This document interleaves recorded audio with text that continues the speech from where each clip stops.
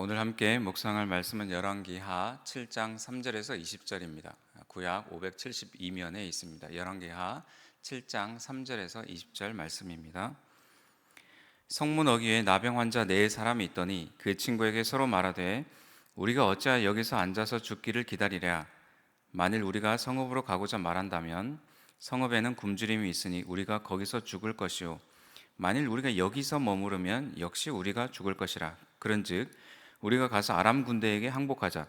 그들이 우리를 살려두면 살 것이요 우리를 죽이면 죽을 것이라 하고 아람 진으로 가려 하여 해질 무렵에 일어나 아람 진영 끝에 이르러서 본즉 그곳에 한 사람도 없으니 이는 주께서 아람 군대로 병거 소리와 말 소리와 큰 군대의 소리를 듣게 하셨으므로 아람 사람이 서로 말하기를 이스라엘 왕이 우리를 치려하여 헷 사람의 왕들과 애굽 왕들에게 값을 주고 그들을 우리에게 오게 하였다 하고 해질 무렵에 일어나서 도망하되 그 장막과 말과 나귀를 버리고 진영을 그대로 두고 목숨을 위하여 도망하였습니다. 그 나병 환자들이 진영 끝에 이르자 한 장막에 들어가서 먹고 마시고 거기서 은과 금과 의복을 가지고 가서 감추고 다시 와서 다른 장막에 들어가서 거기서도 가지고 가서 감추니라. 나병 환자들이 그 친구에게 서로 말하되 우리가 이렇게 해서는 아니 되겠도다. 오늘은 아름다운 소식이 있는 날이거늘 우리가 침묵하고 있도다. 만일 밝은 아침까지 기다리면 벌이 우리에게 미칠지니 이제 떠나 왕궁에 가서 알리자 하고 가서 성읍 문지기를 불러 그들에게 말하 이르되 우리가 아람진에 이르러서 보니 거기에 한 사람도 없고 사람의 소리도 없고 오직 말과 나귀만 매여 있고 장막들이 그대로 있더이다 하는지라. 그가 문지기들을 부르매 그들이 왕궁에 있는 자에게 말하니 왕이 밤에 일어나 그의 신복들에게 이르되 아람 사람이 우리에게 행한 것을 내가 너에게 알게 하노니 그들이 우리가 줄인 것을 알고 있으므로 그 진영을 떠나서 들에 매복하고 스스로 이르기를 그들이 성읍에서 나오거든 우리가 사로잡고 성읍에 들어가겠다 한 것이니라 하니 그의 신하 중 한 사람이 대답하여 이르되 청하건대 아직 성중에 남아있는 말 5마리를 취하고 사람을 보내 정탐하게 하소서. 그것들이 성중에 남아있는 이스라엘 온 무리 곧 멸망한 이스라엘 온 무리와 같으니이다 하고 그들이 병거 둘과 그 말들을 취한지라. 왕이 아람 군대 뒤로 보내며 가서 정탐하라 하였더니 그들이 그들의 뒤를 따라 요단에 이른즉 아람 사람이 급히 하느라고 버린 의복과 병기가 길에 가득하였더라. 사자가 돌아와서 왕에게 알리니 백성들이 나가서 아람 사람의 진영을 노략한지라. 이에 고운 밀가루 한 스아와 한 스아에 한 세겔이 되고 보리 2스아가 한 세겔이 되니 여호와의 말씀과 같이 되었고 왕이 그의 손에 의지하였던 그의 정관을 세워 성문을 지키게 하였더니 백성이 성문에서 그를 밟음에 하나님의 사람의 말대로 죽었으니 곧 왕이 내려왔을 때 그가 말한 대로라. 하나님의 사람이 왕에게 말한 바와 같이 이르기를 내일 이맘때 사마리아 성문에서 보리 2스아를 한 세겔로 매매하고 고운 밀가루 한 스아를 한 세겔로 매매하리라 한즉 그때 이 장관이 하나님의 사람에게 대답하여 이르되 여호와께서 하늘에 창을 내신들 어찌 이 일이 있으랴 하매 대답하기를 내가 내 눈으로 보리라 그러나 그것을 먹지는 못하리라 하였더니 그의 장관에게 그대로 이루어졌으니 곧 백성이 성문에서 그를 밟음에 죽었더라. 아멘. 어제 묵상했던 열왕기하 6장에서는 우리가 성경을 읽으면서 어떻게 이렇게 참혹한 일이 일어날 수 있을까 싶을 정도로 비극적인 장면이 있는 것을 우리가 살펴보았습니다. 사마리아 성의 물가가 아주 폭등을 했습니다. 보통의 인플레이션보다 더 급격하게 오르는 것을 하이퍼 인플레이션이라고 이렇게 이야기하는데 역사적으로 보면 하루 만에 가격이 2배로 오르는 그런 사례가 있었습니다. 사마리아 성의 물가의 인상률은 그것보다 더 비극적으로 올랐던 것 같습니다. 그런데 어제 묵상 본문의 마지막 부분인 17장 1절에 보면 엘리사가 이르되 여호와의 말씀을 들을지어다. 여호와께서 이르시되 내일 이맘때에 사마리아 성문에서 고운 밀가루 한 스아를 한 세겔로 매매하고 보리 2스아를 한 세겔로 매매하리라 하셨느니라. 이 물가가 잡힐 것이다. 이렇게 이제 예언을 합니다. 가장 비극적인 이야기에서 가장 극적이고 아름다운 이야기가 오늘 말씀에 등장을 합니다. 이 하루 만에 물가가 잡히는 게 어떻게 가능하겠냐, 불가능하다라고 이야기했던 그 장관의 말은 하나님의 말씀보다 자신의 이성과 지식을 앞서면서 그것을 판단을 했던 말이었습니다. 하나님은 하나님의 말씀을 이루셨습니다. 어떤 방법을 통해서 그 일이 이루어졌는지 오늘 말씀을 자세히 살펴보기를 원합니다. 첫 번째로는 3절에서 8절까지 아람 진영으로 간 4명의 나병 환자에 대해서 또 9절에서 14절은 아름다운 소식을 전하는 나병 환자들의 발걸음, 그리고 마지막 부분은 여호와의 말씀이 그대로 성취됨을 우리에게 보여줍니다. 첫 번째로 3절에서 8절까지 아람 진영으로 간 4명의 나병 환자의 이야기입니다. 나병 환자들은 규례에 따라서 격리된 생활을 해야 했습니다. 그래서 성문 밖에 거주를 했습니다. 성문이라는 것은 가장 번잡하고 복잡하고 많은 사람들이 출입을 하는 소음이 있는 시끄러운 그런 장소인데, 한번 생각을 해보십시오. 성문이 조용하게 문 닫혀 있습니다. 성 안의 상황이 워낙에 심각하니 성 밖에 나병 환자들을 누군가 가족들이나 누군가가 챙겨줄 사람이 없고 왕래가 끊기니 나병 환자들이 생존할 방법이 없어졌습니다. 3절에 보면 성문 어귀에 나병 환자 4사람이 있더니 그 친구에게 서로 말하되 우리가 어찌하여 여기 앉아서 죽기를 기다리랴. 사마리아 성으로 들어갈 수도 없고 여기 앉아서 있으면 죽을 것인데, 그러면 이러나 저러나 죽을 수밖에 없으니 우리가 아람 군대 진영으로 가자, 이렇게 이야기를 합니다. 항복을 받아주며 살겠지만 그렇지 않으면 죽어도 어쩔 수 없다, 이런 마음으로 아람 진영으로 가는 것이죠. 5절에 아람 진으로 가려하여 해질 무렵에 일어나 아람 진영 끝에 이르러서 본즉 그곳에 한 사람도 없으니, 밝은 낮에 갈 수는 없으니까 어두워질 무렵에 아람 진영으로 나병 환자들이 갑니다. 그런데 예상했던 모습과 달리 그 아람 진영에는 아무도 군인이 있지 않습니다. 6절 말씀에 이는 주께서 아람 군대로 병거 소리와 말소리와 큰 군대의 소리를 듣게 하셨으므로 아람 사람들이 서로 말하기를 이스라엘 왕이 우리를 치려하여 햇사람의 왕들과 애굽 왕들에게 값을 주고 그들을 우리에게 오게 하였다. 그러니까 용병을 이제 사서 오게 했다, 이런 말이죠. 아람 군대 입장에서는, 진영에서는 큰 소리를 들었습니다. 그러니까 얼마나 컸으면 자신들보다 더 많은 대군들이 몰려오고 있다, 이렇게 착각을 한 것이죠. 실제적으로 어떤 소리가 있었을까요? 나병 환자 4명의 발걸음이 있었습니다. 그러나 그 소리가 크면 얼마나 컸겠습니까? 그러나 아람 진영을 향해 가는 그 4명의 발걸음을 주님이 아주 큰 소리로 사용하셔서 아람 사람에게 듣게 하셨습니다. 아람 군대는 모든 것을 그대로 두고 목숨이라도 살리려고 급하게 도망을 쳤던 것이죠.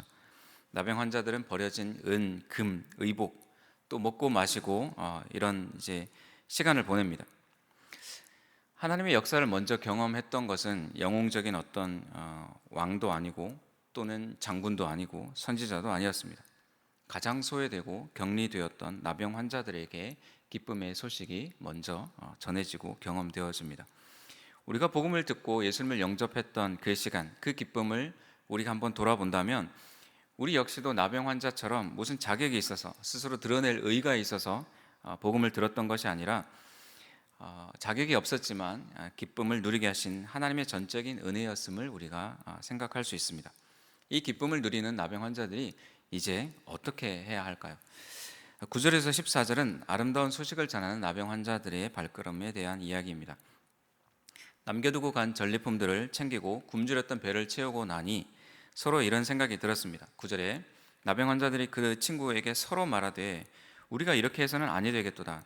오늘은 아름다운 소식이 있는 날이거늘 우리가 침묵하고 있도다. 만일 밝은 아침까지 기다리면 벌이 우리에게 미칠지니 이제 떠나 왕궁에 가서 알리자 하고, 오늘은 아름다운 소식이 있는 날. 나병 환자들은 그 소식을 먼저 경험을 했습니다. 나병 환자들은 시간을 지체하지 않습니다. 밝은 아침이 오기까지 기다리지 않습니다. 이 기쁨의 소식을 한시라도 빨리 전하고자 합니다. 왜냐하면 성 안의 사람들에게는 지금 목숨이 달린, 그러니까 시간이 충분하지 않기 때문에 그렇습니다. 먹지 못해서 하룻밤 사이에도 얼마나 많은 사람이 굶어 죽을지 모릅니다. 그러니 시급한 일입니다. 우리가 복음을 전할 때도 언젠가 때가 되면 이번 명절 말고 다음 명절에 이렇게 이제 계속 우리가 미루는 일들이 많이 있는데, 영적으로 죽어가고 있는 이들에게는 생명의 복음을 전하는 것이 아주 시급한 일입니다. 이 기쁜 소식을 나병 환자들만 누리고 있기에는 안 될 일입니다. 나병 환자들이 성문지기가 또 이 사실을 왕궁에 있는 자들에게 전달을 합니다. 왕에게 이 소식이 결국 전해지는데 왕은 의심부터 합니다. 진영을 일부러 비워두고 이스라엘 군대를 유인하려는 매복 작전이 아니냐라는 것이죠. 나병 환자가 전한 사실은 문지기가 들어주었고 성문지기가 또 왕궁에 있는 자들이 들어주었습니다. 말도 안 된다라고 생각했으면 특히나 나병 환자들의 이 이야기를 듣는 것이 신뢰가 없다라고 생각하면 이 밤에 자다가 무슨 봉창 두드리는 소리냐 하면서 나병 환자들을 쫓아냈을지 모릅니다. 그런데 이제 이 장면에서 문지기와 또 왕궁에 있는 사람들은 그 나병 환자의 소리를 귀 기울여 듣습니다. 오히려 왕은 가장 믿음 없는 반응을 보여줍니다. 선지자 예언이 있었기 때문에 과연 선지자 예언이 어떻게 이루어질 건가, 그것을 기대하고 또 기다릴 필요가 있었는데, 그리고 이 상황을 어떻게 하면 내가 왕으로서 해결할 수 있을까, 밤을 새워야 할 상황인데 자고 있었던 왕은 영적으로 깨어있지 못했던 것을 우리가 봅니다. 결국 신하들의 제안으로 왕은 정탐을 하기로 결정합니다. 나병 환자들이 전한 말 그대로 아람 군대는 도망갔고 의복과 병기가 가득한 상황을 보게 됩니다.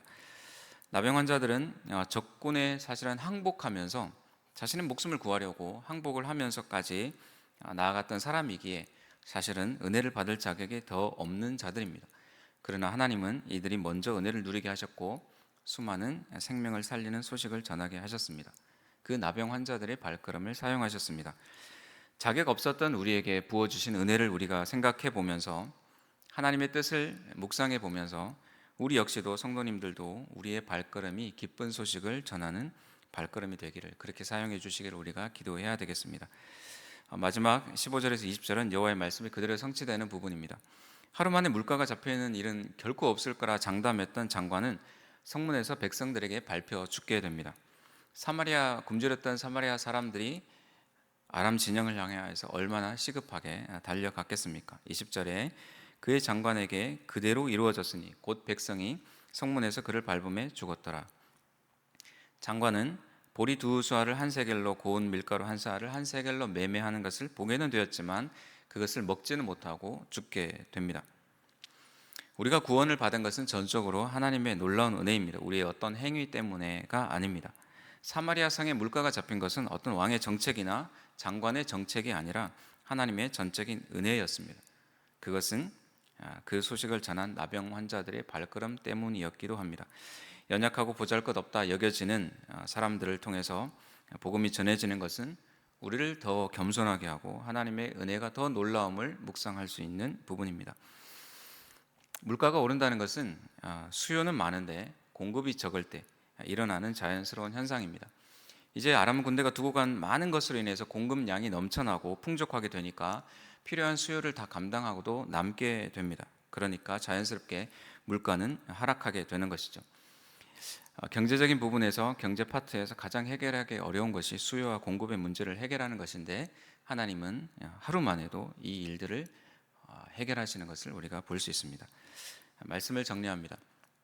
지금은 전 세계 밀가루 가격이 조금 안정화가 되었지만 전 세계 곡물 창고로 여겨졌던 우크라이나에 전쟁이 일어났을 때 전 세계적으로 밀가루 값이 폭등을 했습니다.